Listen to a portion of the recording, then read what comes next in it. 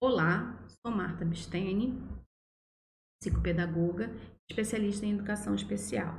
Esse é o nosso terceiro encontro sobre alfabetização de autismo.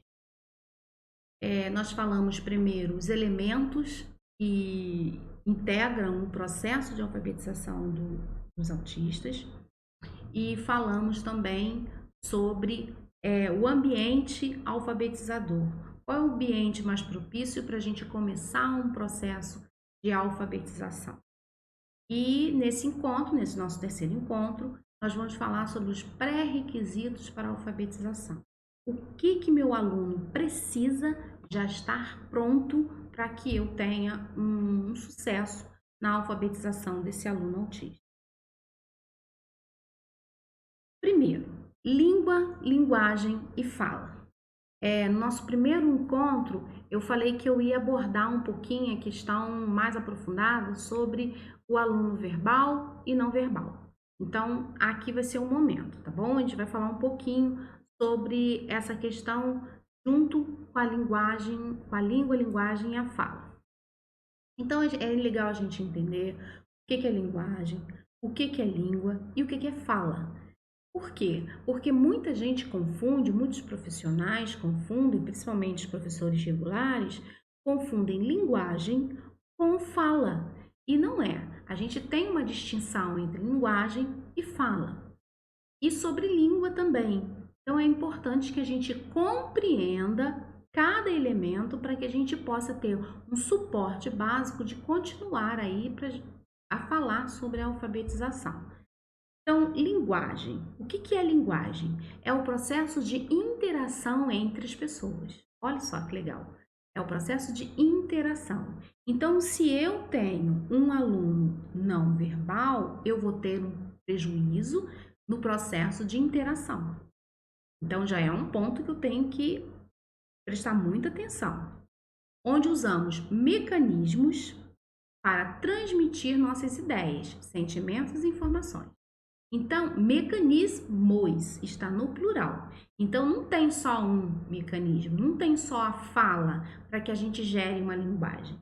Você tem os signos, você tem figuras, você tem gravuras, você tem a libras, você tem código braille. Então, a linguagem de expressão, como a gente se expressa, é a linguagem. Então, a gente pode ter mecanismos dentro da linguagem há mecanismos diferentes, né? A comunicação alternativa, aumentativa, que vai me dar suporte para uma interação entre pessoas. Então, não necessariamente eu precise falar para que essa interação seja uma interação positiva, seja uma interação boa, eu consiga interagir com as pessoas. O que é interação? É uma troca. Então, a partir do momento que eu tenho mecanismos de troca de informações, eu tenho uma linguagem, bom?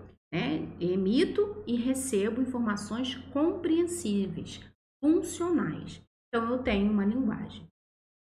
A língua, o que é a língua? Por outro lado, a língua se trata especificamente de um código verbal. Aí já muda, né? A língua é um código verbal. Um conjunto de palavras que detém significado para determinado grupo. Então, a língua é uma característica de grupos de pessoas. Esses grupos de pessoas, eles podem mudar a sua língua. Uns falam português, outros falam inglês, outros falam libras, outros falam alemão. Então, a língua é é específico ao código verbal, tá? De verbalização. Podemos dizer que a língua é um tipo de linguagem. Então, a língua ela está dentro da linguagem, ok? Tem outras formas de linguagem, por exemplo, linguagem matemática, de representação matemática, é uma linguagem. A fala é a forma como o indivíduo se comunica oralmente. Então, eu também não posso confundir aí a língua com a fala. A fala, ela é a comunicação oral. Então, eu estou falando, então eu estou me comunicando através da fala, né? E da língua portuguesa.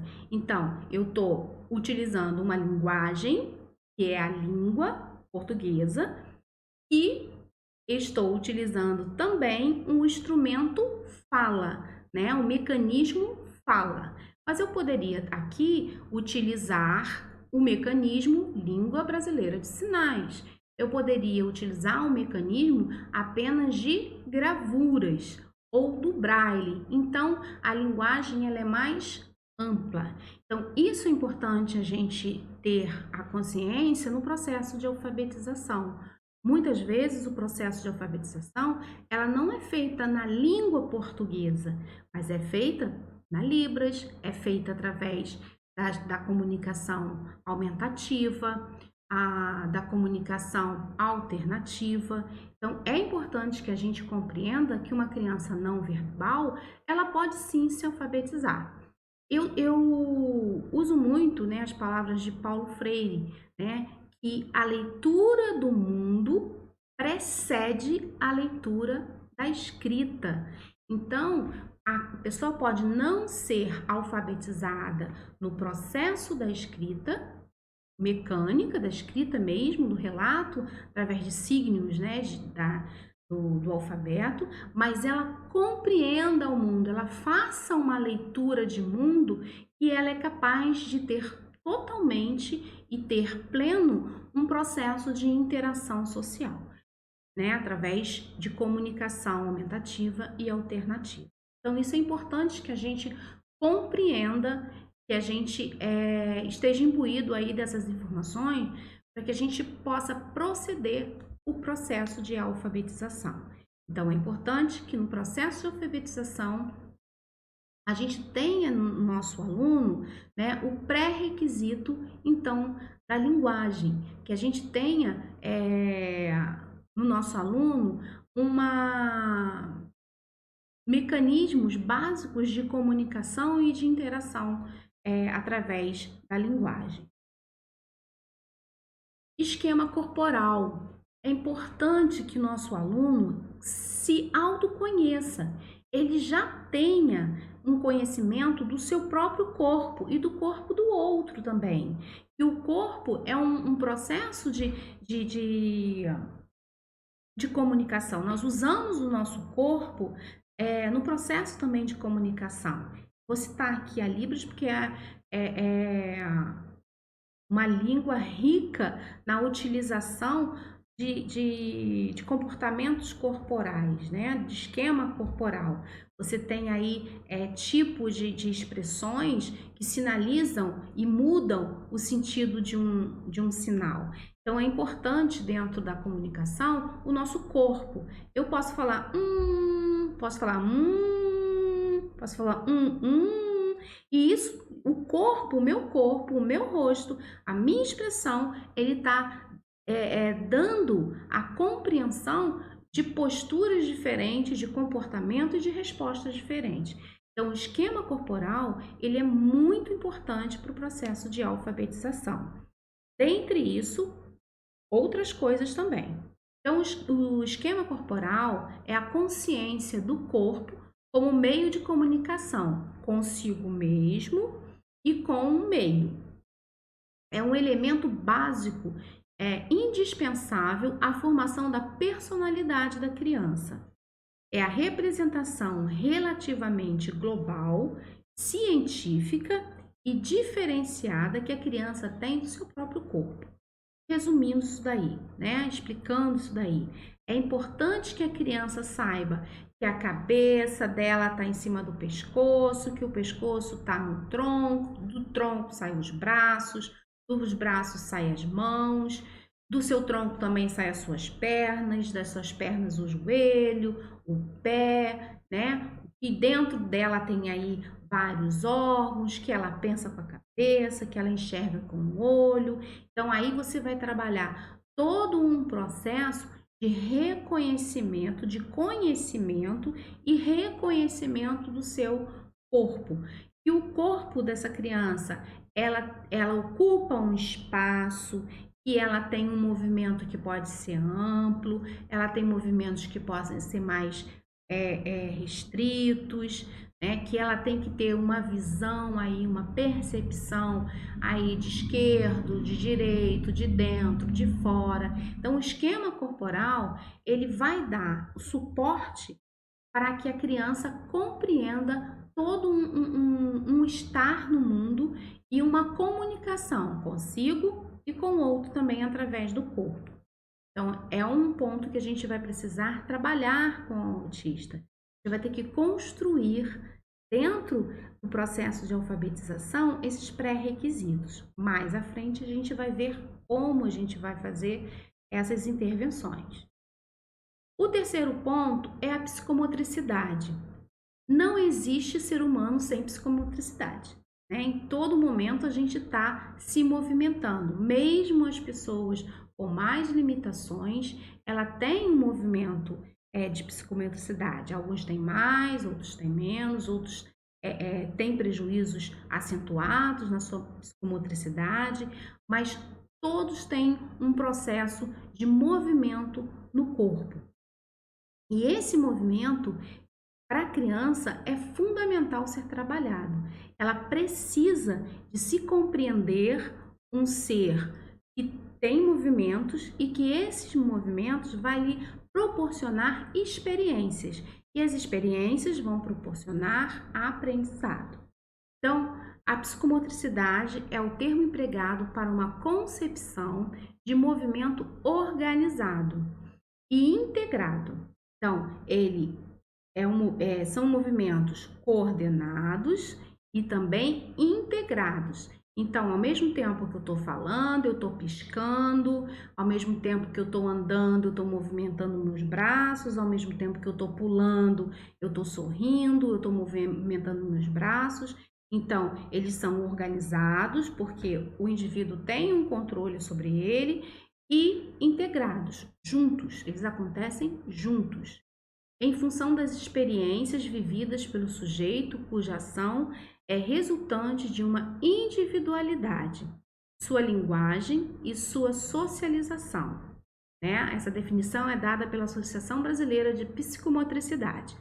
Então, esses movimentos coordenados, organizados e coordenados são importantíssimos ser trabalhados com a criança. É importante que a criança, ao mesmo tempo que ela escreve, ela tenha um movimento de olho, que vai ser o nosso próximo ponto. É importante que, ao mesmo tempo que ela movimente a cabeça, ela também esteja fazendo uma outra ação. É importante que ela tenha equilíbrio, que ela tenha força, que ela tenha coordenação nos seus movimentos. Então, a psicomotricidade é importantíssimo no processo de alfabetização. É um pré-requisito fundamental para a alfabetização. 4. Coordenação motora fina. É importante que a gente tenha um conhecimento da coordenação motora fina. E aí eu não falo só da coordenação motora fina, que eu coloquei as outras duas, a definição de coordenação motora e a grossa também, para a gente poder fazer a comparação aqui. Então, a coordenação motora é a capacidade de sincronizar os movimentos usando o cérebro, músculos e articulações. Então, eu estou pensando, eu estou lendo no quadro e eu estou escrevendo. Então, eu estou utilizando meu cérebro, eu estou utilizando meus músculos, porque eu estou segurando o lápis, eu estou empregando uma força e eu também estou mexendo com uma articulação, que é o manejo do lápis sobre o papel. Então, a coordenação motora é todo um conjunto aí de cérebro, músculos e articulação. Quando eu estou subindo a escada, quando eu estou escrevendo, quando eu estou fechando a minha blusa no botão, quando eu estou subindo um zíper. Então, toda essa coordenação é chamada de coordenação motora. Aí nós vamos ter a coordenação motora grossa ou ampla, né, que permite que a criança rasteje, engatinhe, que ela ande, que ela corra, que ela salte, pule, suba, desça escadas, suba em árvore, ande de bicicleta, movimente o seu corpo com mais amplitude. E a coordenação motora fina, que dá a capacidade de usar os pequenos músculos em movimentos delicados, como escrever, pintar, desenhar, recortar, encaixar, montar, desmontar, abotoar e desabotoar, calçar sapato, vestir roupa. Então, a coordenação motora fina é todos esses movimentos menores que a gente utiliza as mãos. É importante a gente ressaltar que a coordenação motora fina, em primeiro momento, principalmente os professores, a gente acha que é só a mão, é só um movimento de mão, mas não. A coordenação motora fina é mão, pulso, cotovelo e ombro. Então, a gente tem crianças que vai escrever assim, a gente não, abaixa a asinha, né? Então, a criança tem que ter postura corporal na cadeira, ela tem que ter o manejo do pulso, do cotovelo, que ela tem que dobrar, ela tem que esticar, né? Que ela tem que fazer esse manejo com o cotovelo e com o ombro também. Então, esse processo de escrita, ele é um processo de coordenação motora fina, a utilização dos músculos e das articulações, elas são menores do que a coordenação motora grossa, mas de igual importância. É muito importante que a nossa criança ela tenha toda uma ideia de movimento, de organização, como a gente viu aí na psicomotricidade, que ela engloba a coordenação motora, claro, mas especificamente a gente tem que pensar no trabalho com a coordenação motora fina, para que a gente possa utilizar essa competência, né, essa habilidade da criança para a alfabetização. 5. A coordenação visomotora. Então, a coordenação visomotora é a capacidade de controlar o movimento das mãos guiados pela visão, também conhecida como coordenação olho-mão. O que é isso? O copiar, né? O copiar grossamente, né? Um exemplo bem comum dentro da alfabetização. O copiar, o olhar para o quadro e voltar para o papel, né? Olhar e voltar para o papel e ter a resposta da escrita. Então, essa coordenação visomotora é muito importante para que a gente possa escrever. Então, a criança ela tem que estar com esse pré-requisito também maduro, pronto, para que a gente possa ter o resultado da escrita. Uma criança que tem problemas nessa área tem dificuldades em coordenar os movimentos do corpo em resposta ao que está vendo, né? Terá dificuldades em escrever, desenhar, apanhar uma bola, atar seus sapatos e etc. Então, é importante que a gente trabalhe todo um contexto de movimento olho e mão para que a gente possa ter resultado na coordenação visomotora e tenha uma resposta final positiva no processo de escrita. Aqui a gente vai terminar o nosso terceiro encontro. Nós falamos sobre os pré-requisitos necessários e para a alfabetização, e o próximo encontro a gente vai começar o nosso quarto encontro, nós vamos começar a falar sobre as atividades adaptadas.